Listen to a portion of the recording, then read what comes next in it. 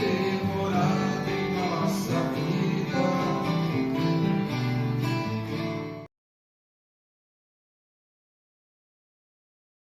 Bem-vindos ao Presença Amiga, um programa da área de ações estratégicas do Conselho Espírita do Estado do Rio de Janeiro, sim, a Federativa do Rio de Janeiro. Hoje a gente tem a presença da nossa querida Adriana Gomes. Olá, Adriana. Olá, tudo bem? Sim, Adriana, e como você está, querida? Estou bem, melhor agora que estou aqui com vocês, para a gente conversar um pouquinho sobre espiritismo na academia. Enfim, vamos lá. Olha, a Adriana já começou dando spoiler. Mas é isso mesmo, Adriana. Vamos conversar sobre essa relação do espiritismo com a academia, mas antes, Adriana, como é que você conheceu o espiritismo? Como é que você começou no espiritismo? Então, eu não nasci numa família espírita. Eu nasci numa família católica, vamos dizer assim, mas que também não era aquele católico que fosse praticante, mas fiz primeira comunhão, todo aquele procedimento que faz parte de uma família que teve uma formação católica. E somente na juventude que eu conheci, tive acesso ao espiritismo numa situação até bastante interessante, porque eu sempre tive curiosidade, alguma coisa, sempre falava assim, de espiritismo, para ler Kardec, mas eu nunca tive alguma coisa que me empurrasse, apesar de ter uma certa intuição, precisava de um solavanco. E isso aconteceu dentro de um ônibus, eu estava no ônibus e entrou um menino, numa situação bastante estranha, até um menino menor de idade, e um policial correndo atrás dele. Olha que isso tem tempo, hein? No Rio de Janeiro, que eu moro, né? E um policial atrás dele, e ele estava sendo suspeito de ter roubado alguém na rua e ter entrado no ônibus. E o policial mandou ele abaixar as calças para ver se ele não tinha escondido nada. E era um menino que estava já em processo da adolescência, sabe?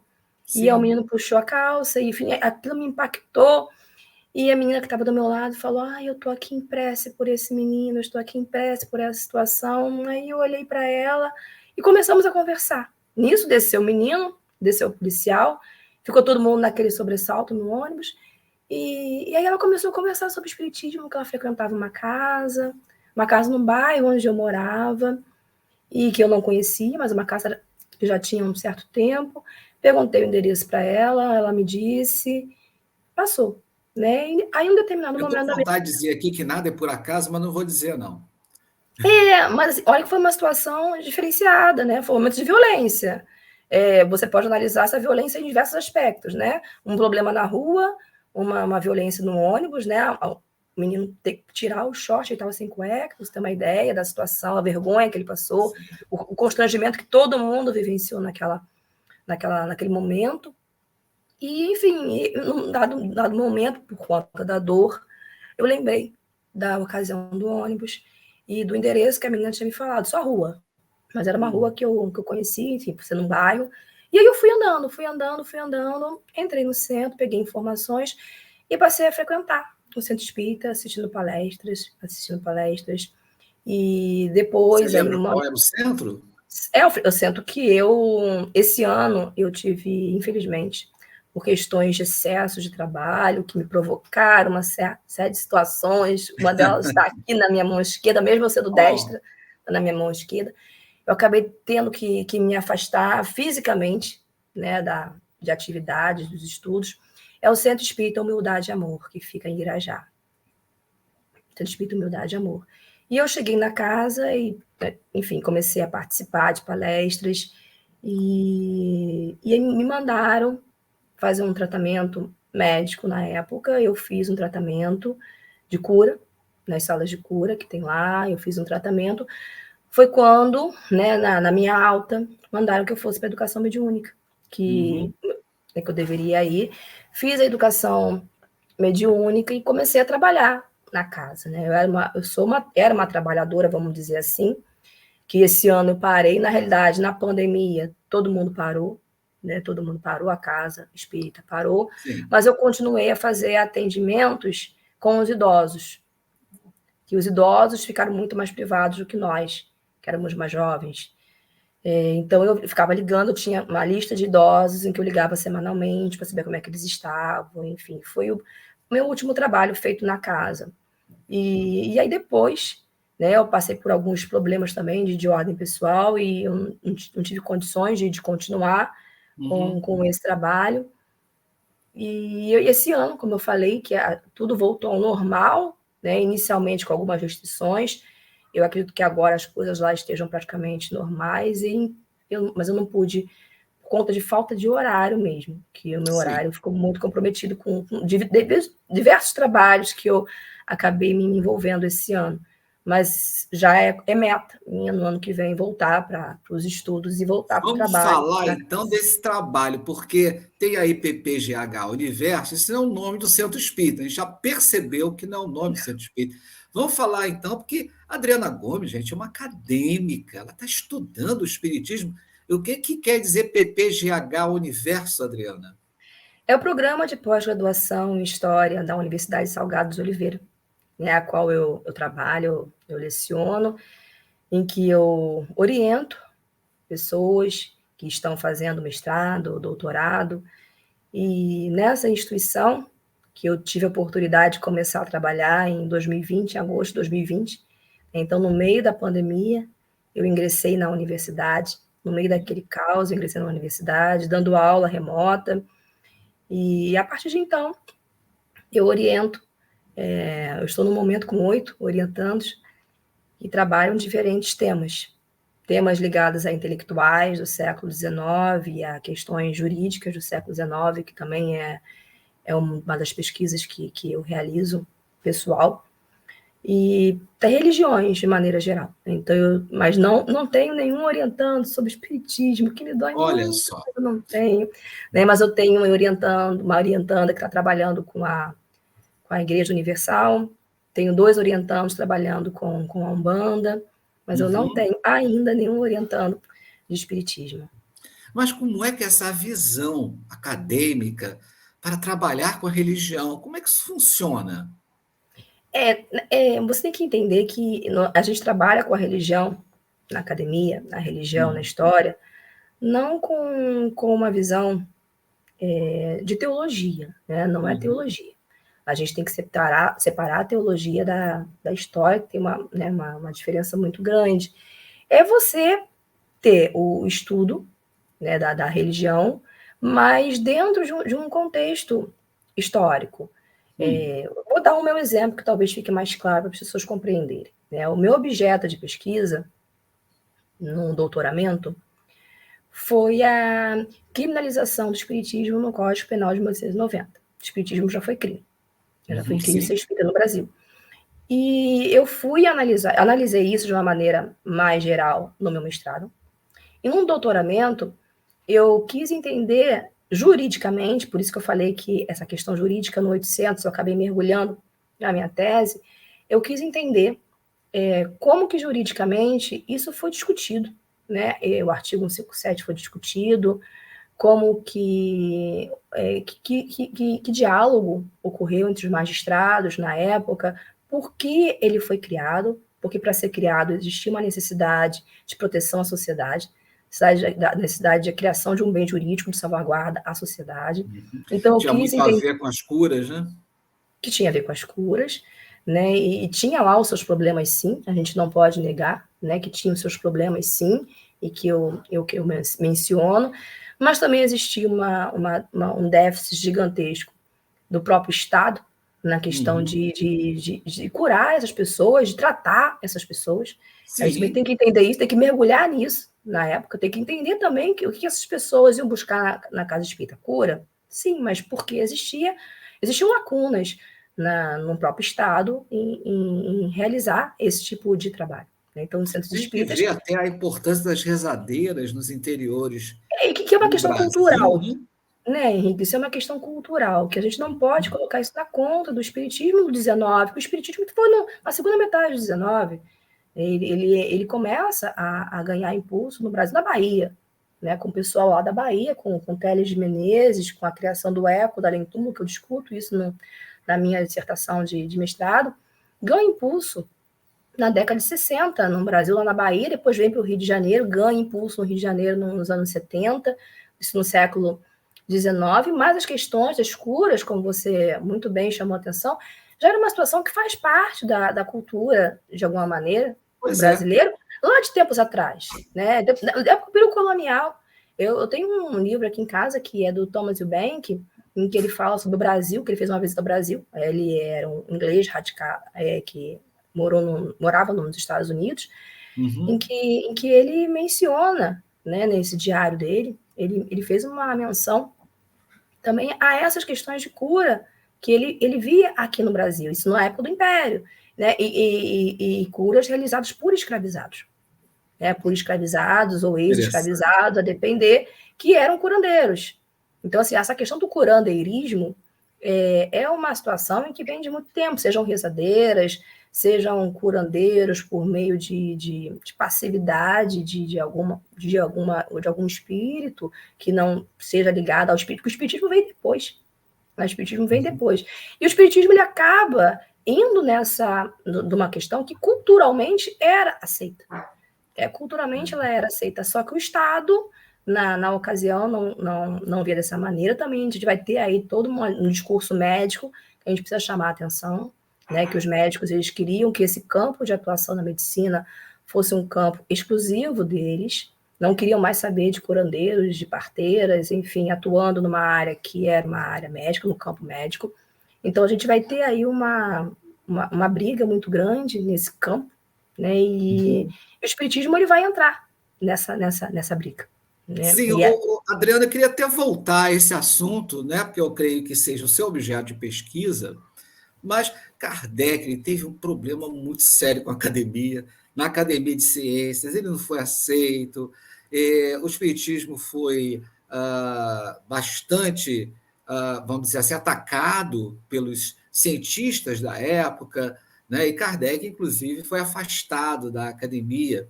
Hoje a gente não enxerga dessa forma, propriamente dito, como um afastamento, como uma caça às bruxas, vamos dizer assim, mas como é que o espiritismo é tratado na academia? Olha, o espiritismo, ele é tratado na academia, ele é muito bem recebido. Na realidade, eu tenho um grupo de pesquisa, que é o NUEST, que é credenciado no CNPq, que é o Núcleo de Estudos de História do Espiritismo, em que a gente tem uma quantidade significativa de historiadores que trabalham o espiritismo como objeto de estudo. Todos nós tivemos trabalhos no doutorado, já publicamos artigos, né? Nós, na realidade, temos que publicar, né? Faz parte do universo acadêmico, publicarmos artigos em revistas acadêmicas de história, né? Então, existem dossiês. Esse ano agora, mesmo, de 2022, nós conseguimos emplacar, a professora Angélica de Almeida e o Marcelo Gulão Pimentel, nós conseguimos, Marcelo Gulão, sim, né? ele virá aqui. Ele é meu amigo, meu Olha parceiro de só. academia. Nós fizemos doutoramento juntos. Eu entrei um pouquinho antes dele, mas chegamos a partir de sermos, convivemos na época do doutoramento e criamos uma parceria para a vida. Então, ele é um amigo e um parceiro acadêmico também.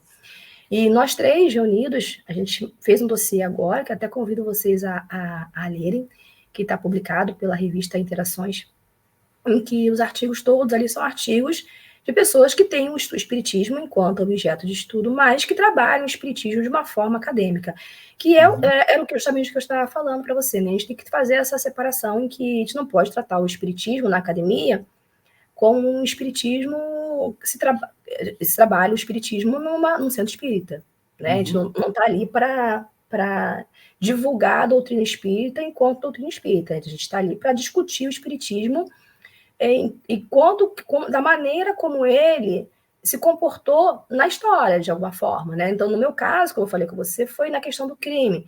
Então, eu fui entender os juízes, na época, a discussão em relação à criminalização do espiritismo. Então, o espiritismo, ele era um objeto, mas existia toda uma questão jurídica que eu fui discutir. Eu estudei um juiz especificamente, como que ele entendia o espiritismo. Eu analisei os processos criminais em que pessoas foram inseridas no artigo 157, foram julgadas por esse juiz, que tinha um olhar da antropologia criminal. Então, assim, você vê que existe uma série de questões ligadas à história em que você discute que o espiritismo está lá no meio do caminho, mas a gente está discutindo história. Né? O Marcelo Gulão, ele quis entender o método de escrita do Kardec. Né? Então, ele teve que fazer todo um trabalho um panorama nesse sentido, a Angélica, a qual eu mencionei. Vou falar desses três, porque eu mencionei o nome deles, mas eu tenho uma demanda de pesquisadores junto a mim, nesse núcleo de estudo de história do espiritismo. A Angélica, ela trabalhou a questão dos problemas psiquiátricos e que eram relacionados ao espiritismo na Primeira República. A Primeira República, ela entra um pouquinho também na Era Vargas, então isso, o espiritismo, então, médicos da época, que trabalhavam, psiquiatras, que vão associar problemas psiquiátricos, problemas, enfim, neurológicos, à participação de pessoas em sessões espíritas, que já era algo antigo. Né? Na ocasião, Adriana, o que eu estudei, isso já estava sendo já abordado como um problema também. Adriana, então, a gente pode dizer, então, que existe um limite entre o espírita e o cientista? A gente tem que ter um afastamento, de alguma maneira, óbvio, né? Porque você não pode entender, você tem que fazer uma separação. Você não precisa deixar de ser espírita em momento algum, né? Não precisa deixar de ser espírita em momento algum. Mas você tem que fazer uma separação, no sentido que algumas questões, você também tem que ter uma noção que existiam situações que não deveriam ser daquela maneira e de outra maneira. Né? Na questão da cura, o comportamento da Federação Espírita Brasileira, na ocasião da cura, poderia ter sido um outro tipo de comportamento. Existia uma lei que era contrário, existia ali uma continuidade.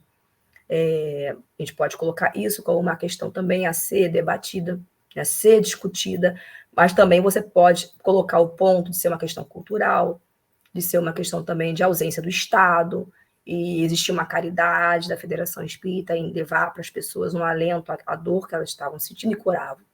Né? E curava. Também algumas discussões que eu debati na minha tese de doutoramento, foi quando o espiritismo foi criminalizado, logicamente que a FEB, ela se posicionou, porque quando foi falado que o espiritismo era crime, a gente tem que entender o espiritismo ali de uma forma muito ampla, e da polissemia da palavra que existia no 800, no século XIX, né, que o espiritismo eram espiritismos, religiões mediúnicas, né, então o espiritismo ele entra, mas existia um alvo principal, que eram as religiões de matriz africana, sem sombra de dúvidas. Isso fica muito claro em alguns processos criminais, as quais eu abordei. Né? Então, esse era o grande alvo. Mas o espiritismo também tinha lá a sua contribuição na questão das curas. Mas as religiões de matriz africana, elas eram o alvo principal nesse artigo 157. Isso não quer dizer que espíritas não vão ser réus. Vão ser réus, tanto que eu peguei processos, né? Mas a gente conseguia entender nas entrelinhas. Só voltando para você, porque eu estou vendo você apaixonada pela sua pesquisa, Eu a gente quer sou, ouvir né? muito, mas só voltando, porque nós percebemos, no filme do Wagner de Assis, o Kardec sentado assim, um pouco à margem da mesa, né, como um observador, não querendo se envolver naquele processo, mas o quanto que a Adriana ela se envolve em todos esses processos quando se fala em cura e o quanto que a cientista tenta manter então ali aquele rigor acadêmico. Sim, a gente precisa manter o rigor acadêmico, até porque se a gente não manter o rigor acadêmico, a gente vai estar praticando, né, vai dar um processo de quase dando uma palestra espírita. Né? Então a gente tem que manter um afastamento nesse sentido. Então, Muito aí bom. tem que manter um afastamento. Vou dar um exemplo para você, nas brigas jurídicas, eu estava falando anteriormente, mas eu acabei indo para um outro assunto, nas brigas, na ocasião em que o espiritismo se tornou crime, existia uma briga muito feia entre o legislador do Código Penal de 1890, o João Batista Pereira, e o Bezerra de Menezes, que na ocasião ele ainda estava vivo, estava encarnado. Tem que ter muito cuidado com essas palavras, né? Porque às vezes a gente pode estar numa palestra acadêmica, não posso falar desencarnado, morreu. Mas é disso que nós estamos conversando. Né? Pois são situações que a gente tem que tomar cuidado. Então, como eu estou aqui no espaço espírita, vamos falar que ele ainda era encarnado, né? Você viu que quando eu falei, deu uma bargada assim, onde é que eu estou, né? Ele ainda era encarnado, então ele brigou com uma forma muito séria com a Batista Pereira e de humilhação, né? Em que realmente, no momento de raiva, obviamente, porque o espiritismo tinha sido criminalizado, estavam tentando ver se revertia a situação, e a Federação Espírita vai brigar muito, o Bezerra de Menezes vai brigar muito, mas não usando o nome dele, usando o pseudônimo dele, Max, que era o pseudônimo que ele usava na época. Ele escreveu diversos artigos no jornal O País. Então, ele respondeu Batista Pereira no Jornal do Comércio, usando o pseudônimo de Max, mas todo mundo sabia que era ele, né, porque era um pseudônimo conhecido, e usou palavras bastante pesadas em relação ao Batista Pereira, porque também estava com raiva, porque ele é um ser humano como a gente, né? Então, a gente tem que humanizar também essas pessoas. E a história, ela não vem com a intenção para desmontar, não é essa nossa ideia, né? Desmontar crenças, não. A gente vem para contar realmente como que as coisas elas aconteceram sob o nosso olhar também, porque a história não é uma ciência exata. Quer dizer, o caminho da tua pesquisa, então, é esse aí, né? Esse é o caminho. Esse que tem que ser o caminho, né? A gente tem que ter fonte, né? E não tem como você escrever a história. Isso é muito importante, né? O que eu vou falar agora é muito importante. Para você escrever história, você tem que ter uma fonte histórica, né? E a fonte histórica, ela pode ser fontes históricas diversas, podem ser documentos oficiais, como eu usei fontes judiciais, que são, né, fontes oficiais, eu usei leis, eu usei processos criminais, eu também trabalhei com periódicos, que também são fontes. Então, para você poder escrever uma pesquisa acadêmica, você tem que recorrer a fontes, né? Você não pode ir por achismo, essa é a diferença. Eu acho que é isso, por isso que... Não, você não acha nada na academia. Você pode considerar determinadas situações a partir da leitura que você faz da fonte. Perguntas que você faz, a fonte vai te responder aquilo que você estiver perguntando. Então, você tem que ter fonte. Então, as fontes, elas vão... A partir do momento que você escolhe... eu quero falar sobre o espiritismo. Sobre o quê? Né? Qual é o ponto do espiritismo que você quer tratar na academia? Tá, ótimo. Quais são as fontes que você vai utilizar? Isso é imprescindível, porque quer isso dizer, é que você torna foi lá nos o trabalho arquivos acadêmico. da polícia. Eu fui no Arquivo Nacional.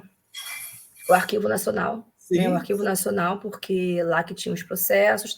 Também fui no arquivo do Tribunal de Justiça do Rio de Janeiro, que fica em São Cristóvão, o Arquivo Geral, que fica em São Cristóvão. Infelizmente, era lá em Niterói, Adriana. Isso. Lá em Niterói. Eu pesquisei lá. Eu tenho um orientando, que ele é advogado, né? Ele até mencionou essa questão, ficou tudo centralizado lá em São Cristóvão.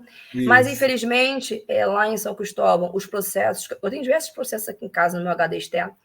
Eu acabei não conseguindo utilizá-los, porque não era do juiz que eu estudei. Porque quando você vai pesquisar, né, os processos criminais, você pesquisa ou pelo artigo em que o réu foi enquadrado, ou pelo nome do réu.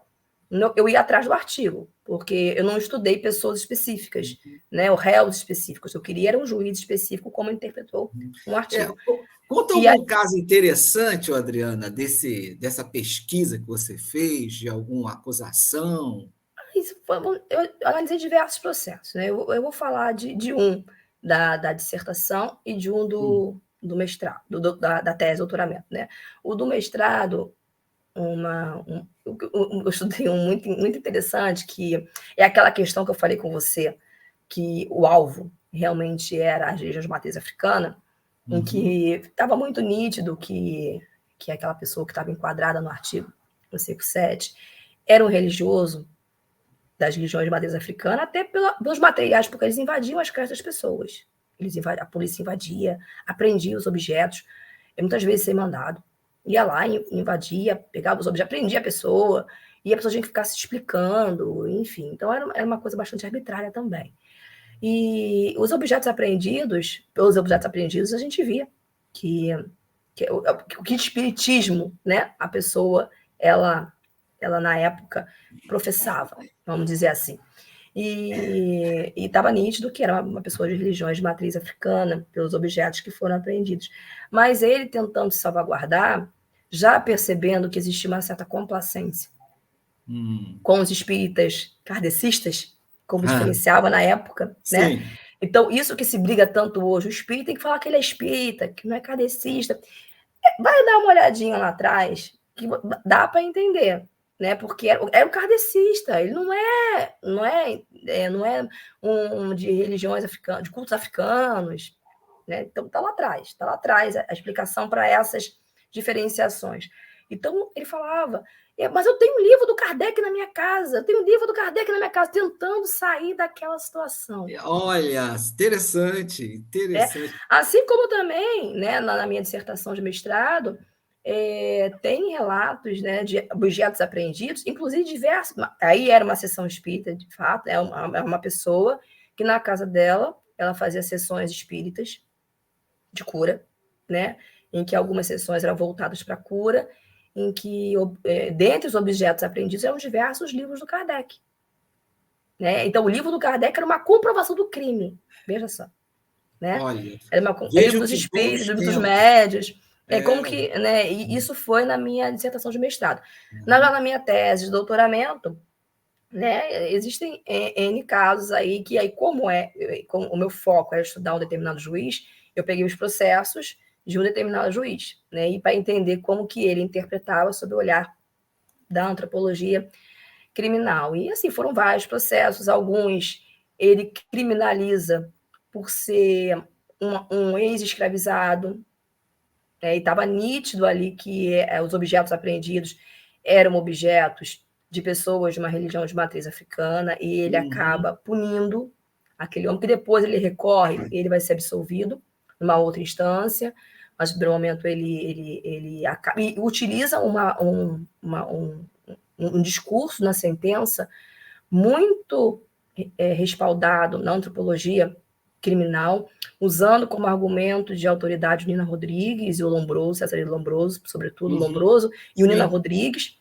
né? Então ele vai utilizar na sentença esses argumentos para criminalizar, mas não criminaliza da maneira como havia sido solicitado, ele atenua, também legitimado nesse discurso de antropologia criminal, que é interessante.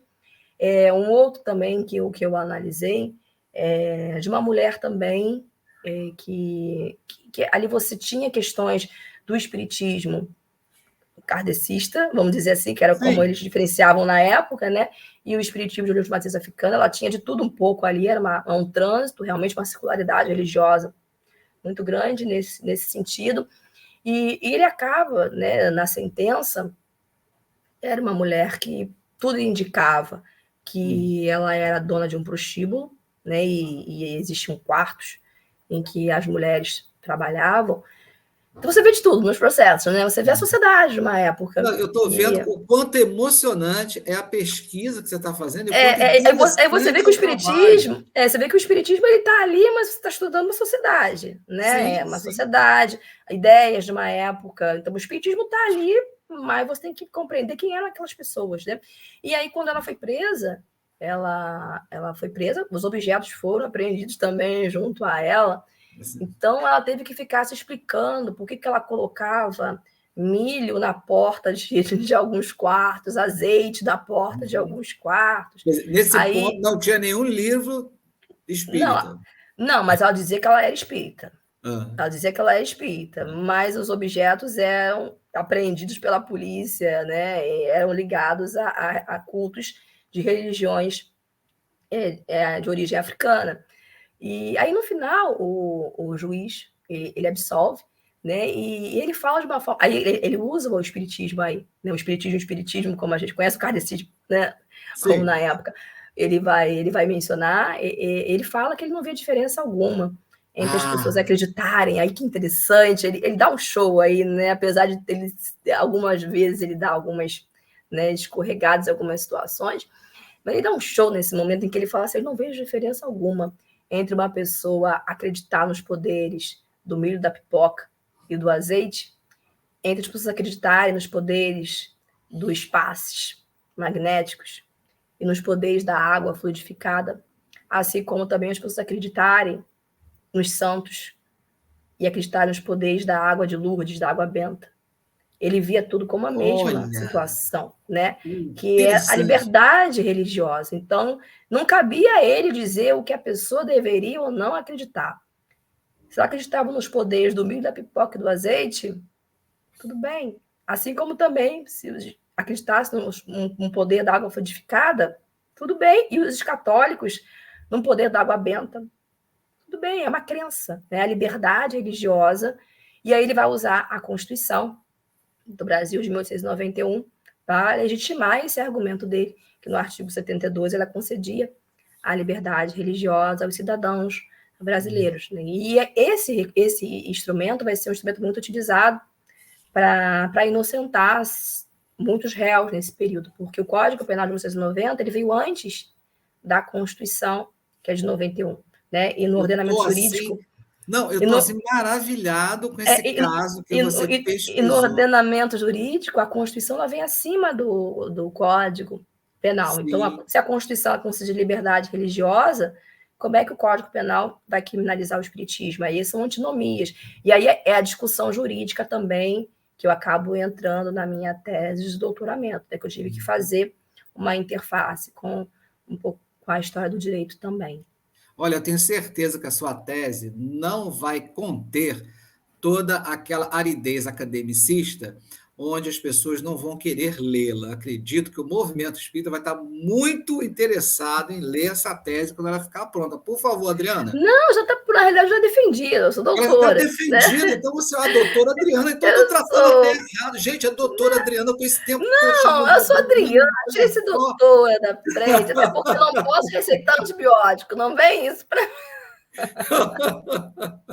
Não, olha só, agora é a Adriana acadêmica, a Adriana espírita está ali, ó, como é que é, se disciplinando contra o orgulho. Muito bem, Adriana. Eu não posso receitar antibiótico, então deixa isso para lá, esse doutora para lá. Mas a minha tese, ela está disponível na internet, também publiquei o livro da minha tese pela editora Multifoco também, quem quiser também adquirir, ou então está livre acesso também pelo site da UERJ, pressuponho, porque eu já depositei há muito tempo, defendi, na realidade, a minha dissertação, o meu doutoramento eu defendi em dezembro de 2017.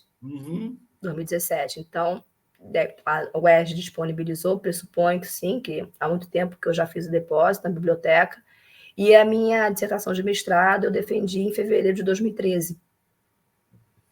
E assim, existem artigos meus publicados também em revistas aí pelo Brasil.